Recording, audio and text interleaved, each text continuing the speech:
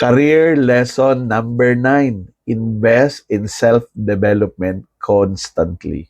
Pag tumagal ako sa trabaho, automatic na ako mapopromote. Not true.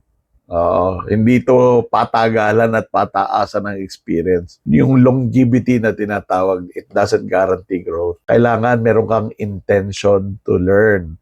Sabi nga ni John F. Kennedy, leadership and learning are indispensable to each other. The best leaders I know are not just experienced, they're learners. So nagbabasa, nagte-training, nakikinig sa feedback, curious, reflective, always improving. Hindi lang yan umaasa sa company training kasi unang-una, the company may not have all the money to help you learn what you need to learn. So gumagawa yung mga leaders ng sarili nilang growth plan. Nag-i-invest sila ng oras at effort, minsan pati pera, para lang matuto. At ngayon, madali nang gawin yan because ang dami namang online lessons na pwede mo matutunan. So you want to be a senior leader, senior manager someday? Then, act like a strategist. No? Build your learning strategy. Anong gusto mong marating? Anong skills ang kulang mo?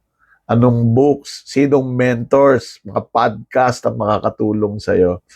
Your career is your business.